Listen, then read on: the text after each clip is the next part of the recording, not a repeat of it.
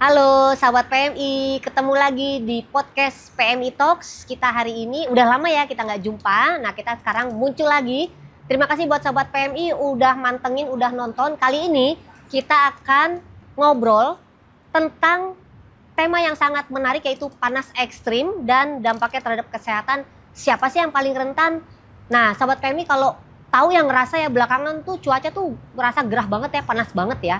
Nah, jangan khawatir sih, karena sebetulnya menurut BMKG, sekarang itu sedang musim kemarau, lagi puncak-puncaknya nih di bulan Juli dan nanti sampai Agustus gitu. Tapi memang kita kerasa nggak nyaman ya gitu loh. Dan banyak orang-orang juga yang mengaku kalau badannya itu juga jadi merasa lemes, gampang pusing, bahkan ada yang mau pingsan segala macam seperti itu gitu loh. Nah ini apa sih sebetulnya dampak dari panas ekstrim terhadap badan kita gitu ya. Nah bersama kita nih sudah hadir nih. Di sini bersama saya ada dokter, salah satu dokter ganteng ya sahabat PMI ya gitu ya.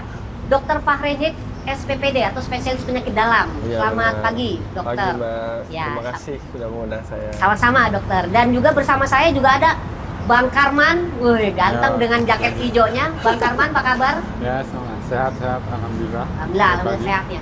Bang Karman ini adalah juga ojol gitu ya, ojek online yang sudah membahana gitu di berbagai daerah di ibu kota nih udah. Dan dokter kita juga spesialis penyakit dalam, kita akan menjelaskan sebenarnya dampak apa sih dari panas ekstrim ini. Mungkin aku ke Bang Karman dulu nih. Bang Karman, udah berapa lama jadi ojol? Ya, sekitar 2016 dah. Sekarang berarti 10 tahunan ya. Udah mau 10 tahun ya. Gimana pengalamannya selama ini? Ada yang beda nggak dengan cuaca cukup panas hari ini dengan yang dulu nyamanan mana sih? Ya, kalau akhir-akhir ini kan bulan-bulan ini terutama ya panasnya makin menyengat banget gitu. Beda lah sama yang bulan-bulan belakangnya gitu kan. Kayak gimana ya, aku kurang tahu juga ya, mungkin ya dokter yang bisa ngejelasin lah gitu kan. Tapi bikin badan merasa ada yang beda nggak? Merasa jadi kurang sehat atau apa nggak? Oh iya, Apa yang dialami? yang dia alami ya kayak ya penglihatan kayak kabur gitu, keliengan lah gitu kan. Kan pusing juga lah, lumayan lah. Terus kalau udah kayak gitu, apa yang dilakukan Bang Karman? Nah, yang dilakukan ya kita pintar-pintar lah, rehat dikit lah, dulu lah, tempat teduh lah, istirahat lah. Karena udah Waktu- nggak waktu. bisa ngojek lagi ya kalau udah kayak gitu kondisinya ya? Kita minggir dulu lah, istirahat dulu lah, ya, sejam lah. Sejam istirahat, habis itu dulu lah. ngojol lagi? Ya betul. Oke Bang Karman. Nah nih dok, ini sebenarnya yang dialami sama Bang Karman ada apa sih? Kenapa sih? Apakah ada hubungannya antara cuaca panas dengan kondisi yang barusan Bang Karman sampai pusing gitu, sampai habis istirahat bahkan? Ya, baik, Mbak. Terima kasih pertanyaannya, Mbak ya. Jadi kondisi saat ini di mana paparan cuaca panas yang ekstrim itu bisa terjadi akibat adanya suhu lingkungan yang sangat tinggi, kelembaban yang tinggi, bahkan paparan daripada sinar matahari secara langsung itu dapat mempengaruhi kondisi tubuh kita, di mana tubuh kita itu akan terjadi peningkatan suhu tubuh tanpa diimbangi dengan pengeluaran keringat sebagai kompensasi untuk menurunkan suhu tubuhnya. Nah, akibat kondisi ini maka akan muncul gejala-gejala kelelahan akibat paparan panas atau kita biasa kenal dengan heat exhaustion namanya. Ya, bisa timbul gejala rasa haus, kemudian lemas, pusing gitu, kram-kram di otot gitu. Nah, kondisi-kondisi ini juga sebenarnya bisa bertambah berat ke depannya apabila tidak ditangani secara cepat dan tepat. Oke. Kalau boleh tahu Bang Karman berapa lama ngojol sih di paparan terik panas di luar gitu? Ya, Berapa jam bangsa tuh? sekitar, kan saya keluarnya subuh lah di sana kan. Subuh ya istirahat jam 10 apa setengah 11 lah gitu kan. Kita off lah gitu. On lagi habis asar lah. Bangsa bisa 9 jam lah. 9 jam lebih lah gitu kan. Karena udah kalau sore udah enggak gitulah. Yang penting ada order terus jalan lah gitu kan. 9 jam berada di bawah panas terik nih dok itu. Ya. Yang tadi bisa muncul gejala seperti apa sih kalau misalkan ojol-ojol ini nggak kuat gitu ya menahan panas? Ya, gejala-gejala akibat paparan cuaca panas ini itu beragam, Mbak ya, dari yang ringan sampai yang berat. Nah, ini beragam dan kita mesti mengetahui sendiri bagaimana kondisi yang kita alami pada saat terpapar cuaca panas Ya, sendiri ya, ya. betul. Jadi ada beberapa seperti rasa haus yang mulai muncul, ya kan, itu menunjukkan bahwa kita sudah mulai ada dehidrasi. Kemudian ada pusing, jadi lemas, kemudian kita jadi mual-mual, muntah bahkan ya. Bahkan kalau sampai ke kondisi yang berat, itu bisa terjadi penurunan kesadaran. Kita jadi sulit untuk diajak komunikasi, gelisah gitu. Nah, kondisi-kondisi tersebut itu harus kita ketahui dan kita harus cepat tata laksana sebelum terjadi perburukan lebih lanjut. Dan apabila sudah terjadi kondisi yang gawat seperti tadi, maka sudah seharusnya kita memberikan pertolongan pertama gitu ya. Dan selanjutnya nanti kita harus segera datangin rumah sakit terdekat untuk ditata laksana lebih lanjut. Nah, bisa jadi teman-teman ojol memang lagi berjalan nggak dekat-dekat rumah sakit nih dok, itu berarti mereka kan harus juga siap siaganya untuk menjaga dirinya sendiri gitu. Pertolongan apa sih yang paling mudah teman-teman ojol lakukan untuk bisa mereka ya ketika udah mulai merasa pening, pusing, supaya kembali sehat tuh seperti apa pertolongan pertama? Baik, jadi penting sekali Mbak ya. Jadi pertolongan pertama itu adalah hal yang terpenting ya yang dapat dilakukan oleh semua orang termasuk kita sendiri apabila sudah muncul gejala-gejala seperti yang tadi kita jelaskan. Ya, ada beberapa langkah yang sepertinya gampang sih kita bisa kerjakan ya. Beberapa diantaranya itu kalau kita udah mulai timbul gejala tadi, maka sesegera mungkin kita langsung mencari tempat yang teduh, Pak. Mencari tempat yang teduh, kemudian juga kita kalau bisa masuk ruangan yang sejuk, kayak gitu. Kemudian kita longgarkan pakaian, atau kalau tidak ada halangan bisa juga dilepaskan pakaiannya gitu. Kemudian kita turunkan suhu tubuh dibantu dengan kompres, bisa dengan handuk yang basah, kita tempelkan di leher, di ketiak maupun di lipat paha. Nah, kalau pasiennya masih sadar, masih bisa menelan, maka kita bisa berikan minuman, minimal air putih lah gitu. Air putih kalau misalkan memang nggak ada cairan minuman elektrolit gitu ya, bisa kita minumkan sedikit-sedikit, kita istirahatkan dan kita pantau kondisinya dalam 30-60 menit ke depan. Biasanya kalau gejala ringan hanya head exhaustion saja itu biasanya akan cepat kembali lagi. Ya, kecuali dia terlambat penanganannya dan berlanjut ke komplikasi lebih lanjut, itu akan lebih sulit kalau tidak segera dibawa ke rumah sakit. Nah, tadi menyebutkan ada heat exhaustion dan ada heat stroke. Bedanya di mana tuh dok? Mana yang lebih parah, mana yang lebih ringan seperti itu? Jadi memang ada dua kondisi yang dapat ditimbulkan akibat paparan daripada cuaca panas tersebut ya Mbak ya. Kalau heat exhaustion itu cenderung gejalanya masih ringan ya. Seperti yang tadi, bisa dia cuman timbul rasa haus, lemas, pusing gitu ya, mual-mual atau kram-kram otot gitu. Tapi kalau berlanjut jadi gejala yang memberat seperti penurunan kesadaran, gelisah, kejang gitu ya. Bahkan ada tanda-tanda kerusakan organ target ya, sesak, jantung berdebar secara cepat gitu. Itu sudah terjadi yang namanya heat stroke ya, di mana heat stroke itu merupakan kondisi gawat darurat ditandai dengan peningkatan suhu tubuh ekstrim di atas 40 derajat Celcius. Seperti itu, Mbak. Sahabat PMI, kita jeda dulu sebentar ya. Mau ngingetin, teman-teman kita di Sumatera masih butuh bantuan kita.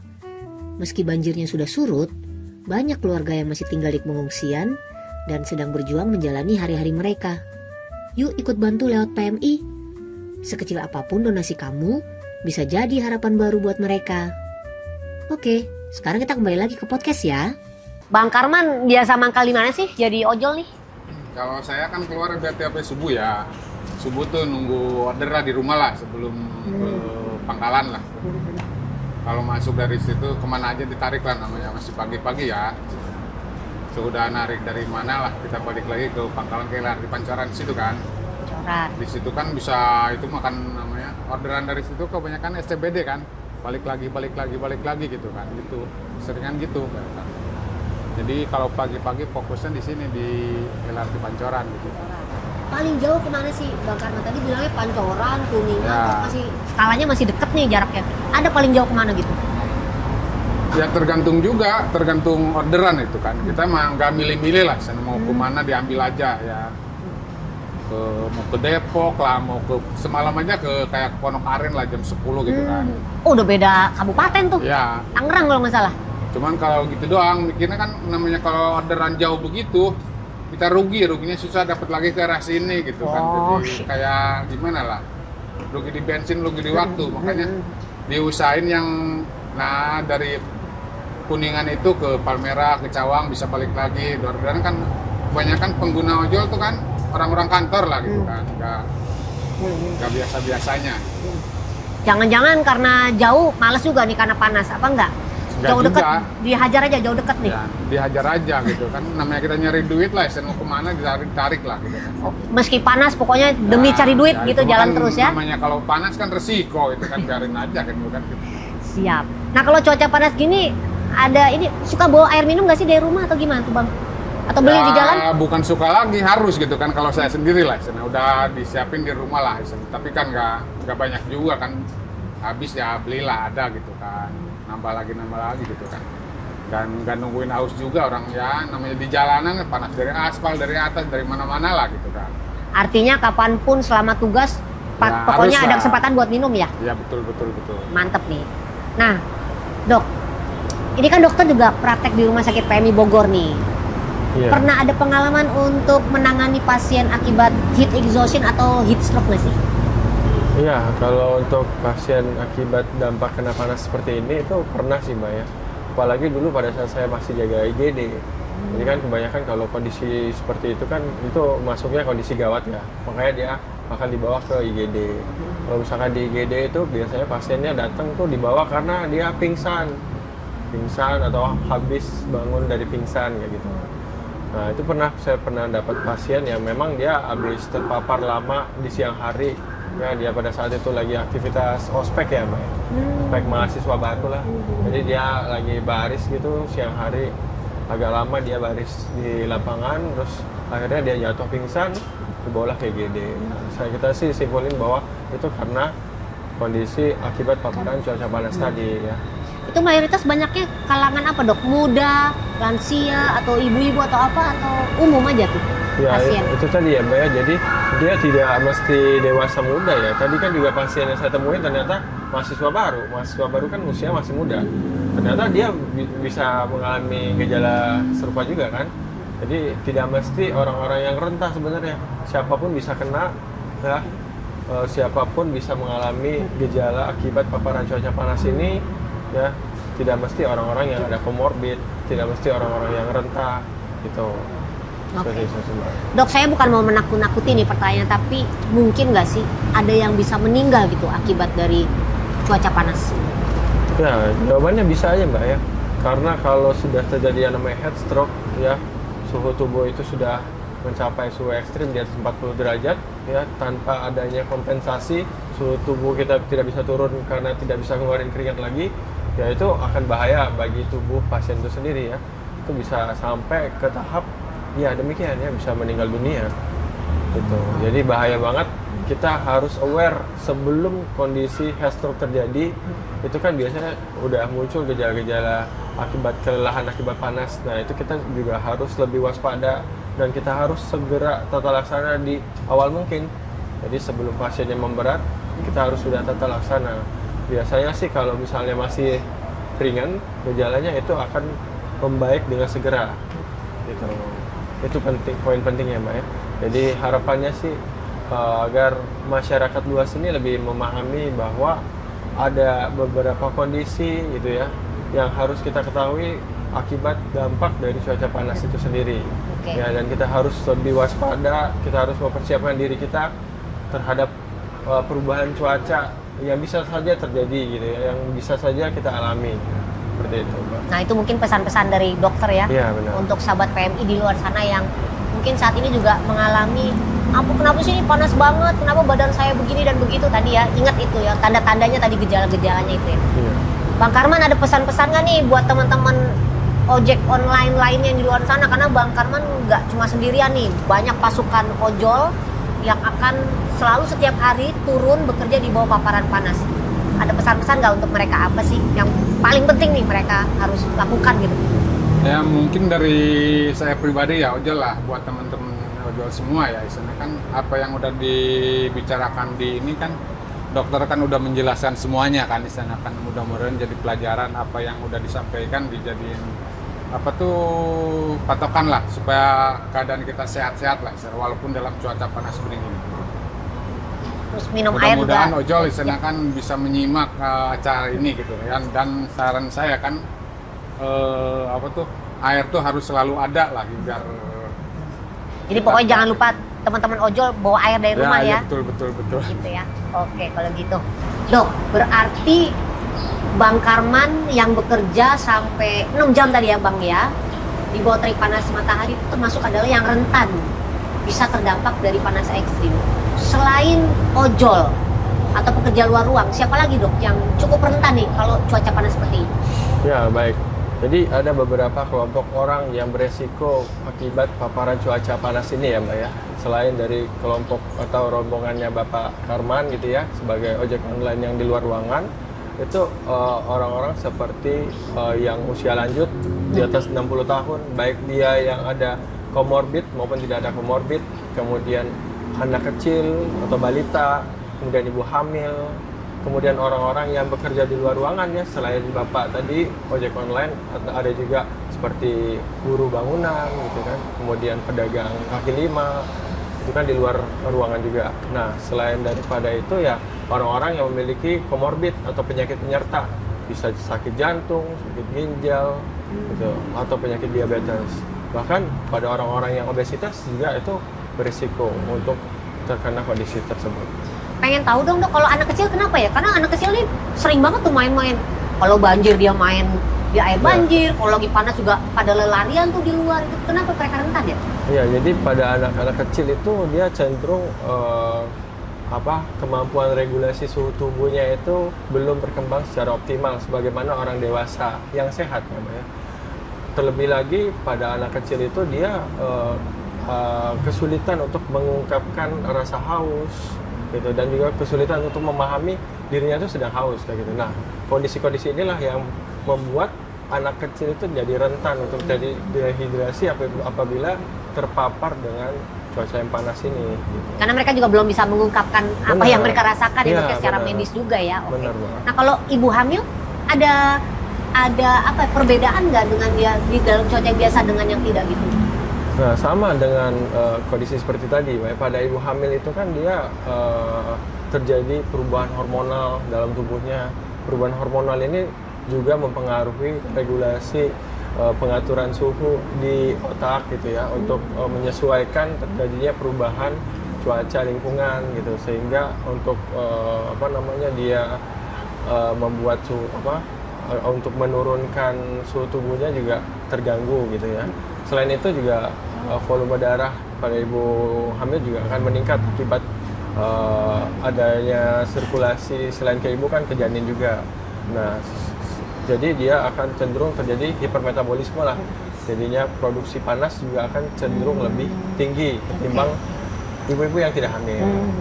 Nah itu ya sahabat PMI yang mungkin sedang sekarang lagi hamil gitu ya, hati-hati juga. Kemudian juga yang ibu-ibu orang tua yang punya anak-anak juga hati-hati, jangan sampai membiarkan anak-anak bermain lama di bawah terik paparan matahari. Termasuk juga teman-teman ojol nih ya, atau teman-teman lain yang abang-abang paket misalnya gitu, kuli-kuli bangunan dan lain sebagainya. Nah saya mau kembali ke Bang Karman nih. Bang Karman pernah mendengar nggak sih dari teman-teman Bang Karman sendiri sesama ojol gitu ya, yang pernah mengalami sampai pingsan, sampai capek banget, sampai harus istirahat banget, itu pernah ada banyak nggak sih? Banyak sih nggak ada gitu kan. Nah kan ya mungkin dari kondisinya badan masing-masing juga lah gitu kan. Pernah sih. Nah, ada ya? Ya namanya ojol kan ya kuat lah itunya lebih tangguh ya karena tahu akan bekerja di bawah terik matahari. Ya, tapi boleh tahu nggak? Udah tadi udah bilang ya, udah merasakan gitu ya, panas, pusing dan lain-lain gitu loh. Ada hal-hal yang mungkin disiapin dari rumah untuk mungkin ya dibawa, seperti mungkin minum atau apa dan lain yang supaya lebih tangguh, saya akan menghadapi cuaca panas ini dengan lebih tangguh. Ada tips mungkin untuk teman-teman ojol lainnya? Ya tipsnya gitulah istilahnya. Namanya sedia air putih harus bawa lah, sekalian beli di jalan juga lah itu kan. Terus ya lagi ada waktu istirahat harus pinter-pinter manfaatin lah istirahat biar badan selalu fit lah. Oke. Termasuk tadi minum air gitu ya. Betul. Nah, Dok, ini minum air penting banget nih ya. Ini kayaknya pesan utama dari podcast kita kali ini juga yang saya dengar itu jangan menunggu haus untuk minum. Jadi di saat musim cuaca lebih panas ini ya cukup minum seperti itu. Nah, pertanyaannya adalah sekarang apa aja sih yang harus dilakukan sama masyarakat nih Dok supaya mereka lebih tangguh menghadapi cuaca panas? Selain tadi harus minum, ada lagi nggak Dok? Ya, jadi benar Mbak ya. Ada beberapa hal yang harus kita lakukan gitu ya untuk mempersiapkan diri kita menghadapi cuaca panas ini ya. Salah satunya tadi kita harus minum lebih sering gitu ya. Tidak perlu menunggu haus. Karena kalau haus itu berarti tandanya tubuh kita sudah mulai dehidrasi. Kemudian yang kedua, kita berpakaiannya juga pakai pakaian yang longgar, pakaian yang menyerap keringat. Kalau bisa berwarna cerah gitu ya, kayak bapak-bapak ini ya, warnanya cerah. Kemudian apalagi? Kemudian kita kalau bisa itu hindari aktivitas fisik di jam-jam suhu panas gitu ya, suhu ekstrim. Ya, tepatnya di atas jam 10 pagi sampai jam 16 sore. Ya, gitu. Tadi Bang Karman juga bilang ada istirahatnya juga ya. Itu kayaknya juga tips bagus tuh. Tadi pas kita ngobrol sebelumnya, jadi nggak 6 jam terus-terusan gitu Iya, tuh. enggak. Itu gimana tuh? Ceritain bisa. Ya kan kita kan udah biasa keluar habis subuh lah, sana kan habis subuh keluar nyampe jam narik-narik lah, nyampe jam 9, 10, 11 lah udah capek juga, panas juga, udah istirahat lah. Kita akun tuh kita open lah, kita onin lagi ntar habis asar gitu. Oh jadi sempat ada istirahat dulu pulang Ya, ke rumah tuh. iya, betul, Apa betul. yang dilakukan, tidur Bang atau apa tuh? Ya istirahat lah. Istirahat. Nanti keluar lagi setelah jam, Ya asar lah. gitu setelah kan. asar sampai jam berapa tuh? Ya nyampe bisa jam 10 malam, jam 11 gitu kan. Oh sampai jam 11 Tapi ya? nggak terus-terusan Iya, iya. narik lah, kan ada rehat Iya, juga. ada tetap rehat ya. Iya, iya. Hati-hati, banyak begal sekarang, Ya, kriminal ya. lagi tinggi Iya, ya Bang. pasti. Bang Karman ya. Oke. Berarti menjaga kesehatan juga investasi kerja ya, Bang ya. Betul, gitu. betul. Jadi emang harus benar-benar kondisi tubuh tuh harus disiapkan gitu. Nah, ini menarik nih dokter nih. Kita ada mitos dan fakta. Mungkin Ya. saya nanti butuh penjelasan dokter. Ini mitos atau fakta ya dok ya? Ya. Saya bisa nyebutin salah satunya. Minum dingin menyebabkan tubuh semakin panas. Mitos atau fakta? Itu mitos.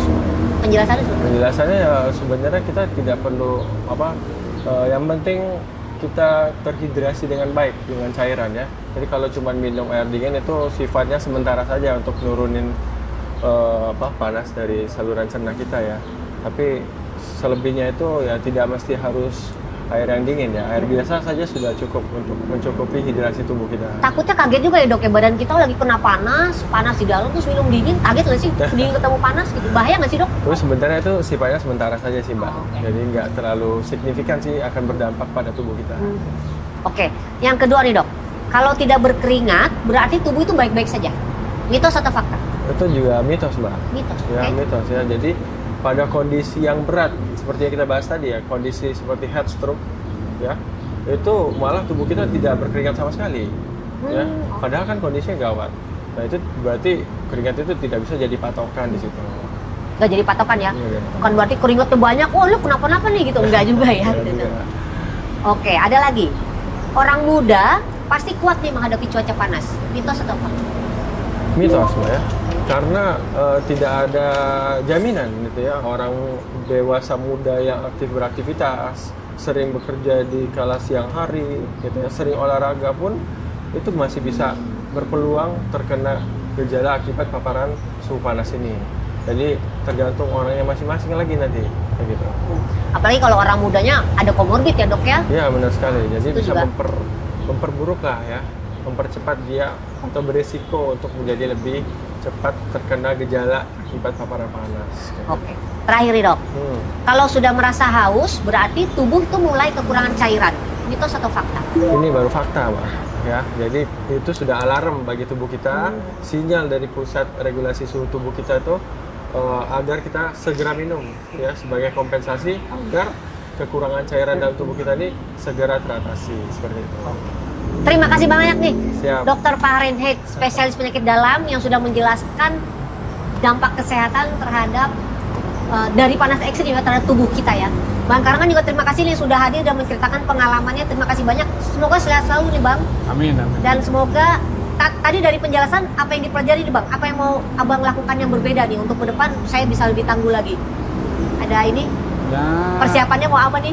Nanti abis ini mau kembali ke jalan raya, ya, pinter-pinter istirahat aja gitu, Iya. manfaatin istirahat lah gitu kan. mencari waktu istirahat ya, Ya, itu ya. juga ya. Oke. Terima kasih banyak Bapak-bapak sudah hadir di podcast kita kali ini di PMI Talk. Semoga kita doakan ya seluruh bangsa Indonesia ini ya sehat selalu menghadapi cuaca panas karena menurut BMKG ini belum akan selesai nih, cuaca panas musim kemarau ini masih akan panjang. Jadi jangan meremehkan cuaca yang sedang terjadi sekarang. Kita negara tropis, tapi bisa jadi ini panasnya panas yang berbeda gitu ya. Jadi terima kasih sahabat PMI sudah mantengin. Semoga dengerin dari awal sampai akhir dan semoga ada pelajaran yang bisa diambil dari podcast PMI Talks kita kali ini. Sampai jumpa di episode berikutnya dan salam sehat semua dan salam kemanusiaan.